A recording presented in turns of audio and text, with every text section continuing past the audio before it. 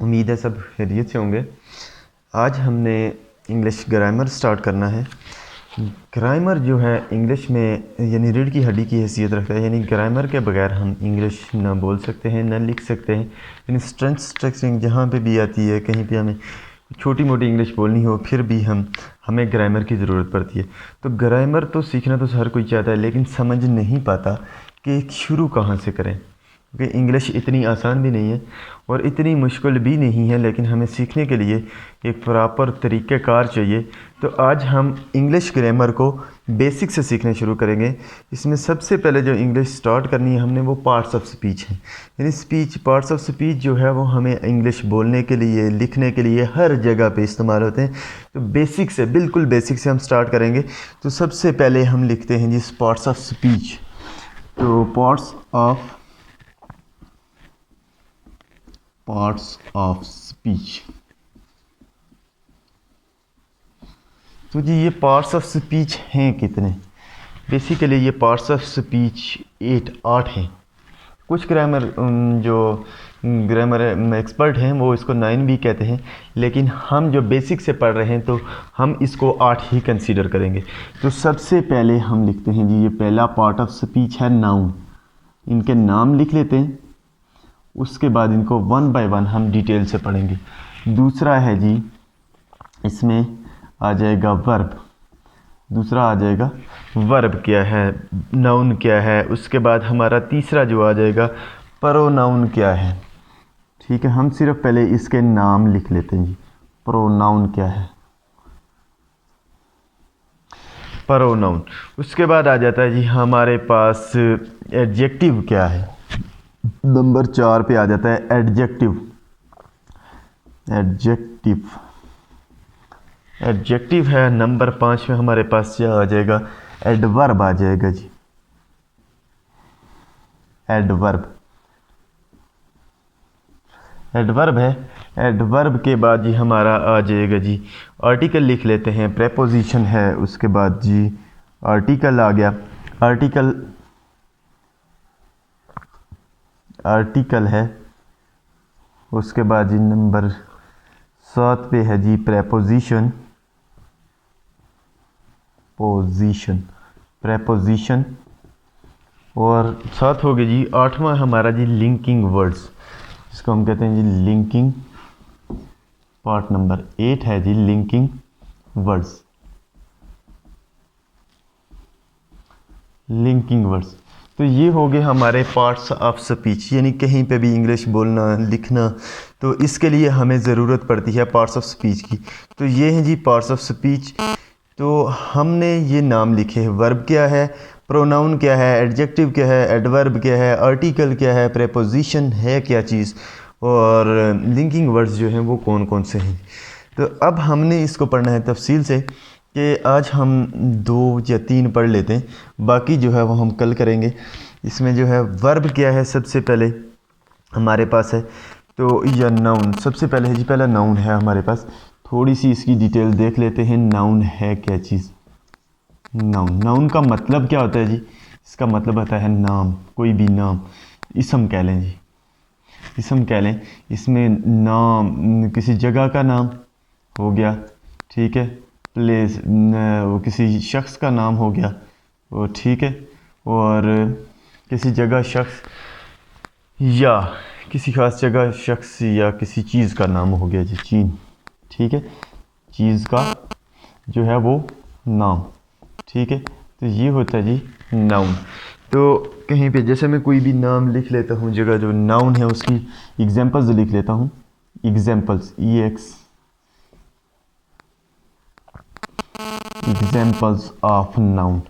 तो आप आराम से समझ गए होंगे कि नाउन की एग्जांपल्स, कोई भी नाम हो गया, मैं कह लेता हूँ अली है, एहसान है, एहसान है। उसके बाद जी सुमेरा है, सुमेरा है। कोई भी नाम, जगह का नाम लिख लेता हूँ जी, कोई कराची है, कराची है। इसी तरह मुजफ्फराबाद है,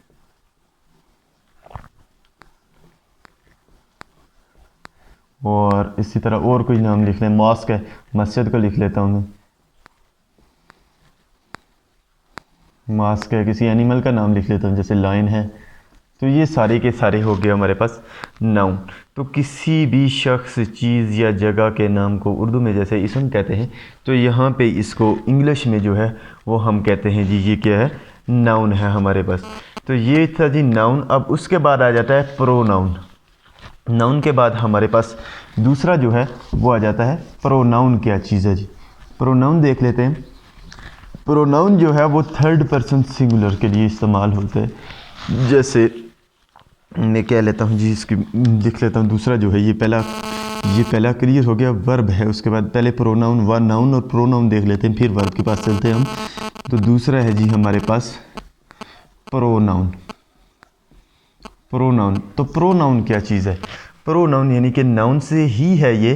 प्रोनाउन मतलब ये है कि इसका के मतलब किसी, जैसे मैंने लिखा था अली, तो अली मैं खुद तो नहीं हूँ अली, तो मैं किसी दूसरे बंदे को कह रहा हूँ, तो इसके लिए मैं लगा सकता हूँ जी के ही। वो मैं कह लेता हूँ कि अली काम कर रहा है, या मैं इसको ऐसे कह सकता हूँ कि वो काम कर रहा है। तो अली के साथ जो ही है वो है जी थर्ड पर्सन सिंगुलर जो है। तो या थर्ड पर्सन प्रोनाउन जो होता है वो उसको कहते हैं हम प्रोनाउन कहते हैं। ही, शी, इट, ये सारे के सारे, ही, शी, इट, ठीक है। और आई, वी, दे, वी और दे, ये सारे के सारे क्या हैं जी, प्रोनाउन हैं। उसके बाद ये होते टोटल कितने हैं जी, 7 होते हैं। प्रोनाउन कितने होते हैं जी, टोटल कितने हैं ये 7 हैं। ही, शी, इट, आई, वी, दे, कितने हो गए 6, और एक बच गया इसमें, वो कौन सा है जी, यू। ये सारे के सारे हो गए जी प्रोनाउन। इसमें जैसे हम जैसे वो है तो उसके लिए लगा लिया ही, लड़का लड़की है तो वहाँ पे लगा लिया शी। तो इट कहाँ पे लगेगा जी, ये हम आगे तफसील से भी पढ़ेंगे बाद में। किसी चीज़ के लिए जो है वो लगेगा जी इट। आई, में, वी जो है वो हम सब, जो प्लूरल के लिए इस्तेमाल होता है। दे जो है वो सब, सिंगुलर ये हो गया, और प्लूरल जो है वो दे के लिए इस्तेमाल हो जाएगा। और यू जो है वो तुम सब या तुम जो है उसके लिए इस्तेमाल होगा जी।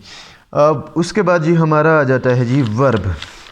तो वर्ब क्या होता है जी, अब पढ़ना है हमने वर्ब। लगता है मुझे तो ये है कि आपको इसकी समझ आ गई होगी कि इतना मुश्किल कुछ नहीं है, ये बिल्कुल इजी है। ही, शी, इट, आई, वी, दे, ये था जी प्रोनाउन। जो नाउन को एक्सप्लेन कर लिया, उसको हम बता रहे थे थर्ड पर्सन के हिसाब से। अब जो है वर्ब है क्या जी, तीसरा जो है हमारा वो है वर्ब। वर्ब क्या होता है जी, वर्ब का उर्दू में मतलब होता है जी कि प्रोनाउन जो थर्ड पर्सन से बता दिया मैंने। उसके बाद वर्ब जो है उसको उर्दू में कहते हैं जी फेल, कोई काम होना, एक्शन। वर्ब का मतलब ये होता है एक्शन, ठीक है जी। अब जो है यहाँ पे वर्ब की हमने देखनी है इसकी एग्जांपल्स। तो काम, कोई भी काम, कैसे वर्ब को हम पहचानेंगे, कैसे किसी भी सेंटेंस में।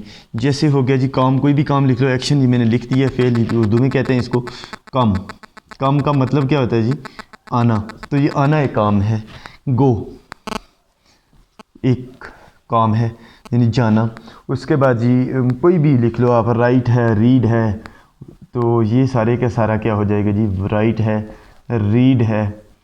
तो कोई भी काम करना, एक्शन करना, तो ये है जी हमारे पास वर्ब। तो नाउन, प्रोनाउन और वर्ब है जी। इसकी एक दो एग्जांपल्स और लिख दूँ तुम्हें, ये जी वर्क, काम करना, ठीक है। और कोई और लिख देता हूँ जी कुकिंग, कुक का मतलब होता है पकाना, ये भी काम हो गया। रन, उसके बाद स्लीप, तो ये सारे का सारा क्या है जी, काम है। काम में कोई भी एक्शन हो रहा है, स्लीप है, उसके बाद मैं कह रहा हूँ सिट है, बैठना, स्टैंड है। तो ये सारे का सारा क्या है, वर्ब है। कोई भी एक्शन करना, ये जो है हमारे पास, इसको हम कहते हैं जी वर्ब। तो 3 हमने पढ़े हैं, कल मज़ीद 3 हम इसको डिस्कस करेंगे तफसील से। और ये पहला पढ़ा था हमने नाउन, किसी भी शख्स, जगह या चीज़ के नाम को हम जिस रिप्रेजेंट करते हैं जी वो नाउन के साथ, ठीक है। उसके बाद दूसरा हमने पढ़ा प्रोनाउन।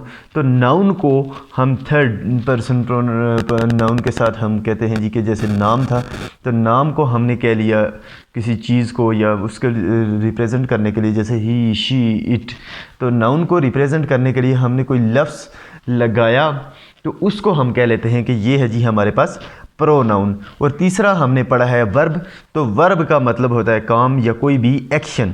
तो उसमें हमने इसकी एग्जांपल्स पढ़ ली कि कोई भी काम, जैसे कोई भी काम हो रहा हो तो उसको काम को हम कहेंगे जी ये है हमारे पास वर्ब है। काम हो गया जैसे काम आना, काम आना, गो है जाना, राइट लिखना, पढ़ना, काम करना, को पकाना, दौड़ना, सोना, बैठना, उठना। तो ये सारे का सारा हमारे पास क्या है, वर्ब है, ये कोई एक्शन हो रहा है। कल हमने मज़ीद इसके एडजेक्टिव पढ़ लेंगे, एडवर्ब है, आर्टिकल है, प्रेपोजिशन है, और उसके बाद लिंकिंग वर्ड्स हैं। तो इंग्लिश बोलने के लिए, लिखने के लिए कहीं पे भी, तो ये जो है ये रीढ़ की हड्डी का किरदार अदा करते हैं। यहीं से इंग्लिश का स्टार्ट शुरू होता है जी। इसके बाद हम मज़ीद जो है वो इसके टेंसेस पढ़ेंगे, और टेंसेस के बाद जो है वो इसको हम मज़ीद जो है एडवांस लेवल तक पढ़ेंगे। लेकिन हमने सबसे पहले जो हमारा मकसद है वो ये है कि हमने इंग्लिश को स्टार्ट कैसे लेना है और उसको सीखना कैसे है। आहिस्ता आहिस्ता करते करते हम सीखेंगे, और इंशाल्लाह बहुत जल्द जो है वो आपको ये इंग्लिश बोलना लिखना आराम से आ जाएगी, कोई इसमें मसला नहीं होगा जी। ठीक है जी, अल्लाह हाफिज़।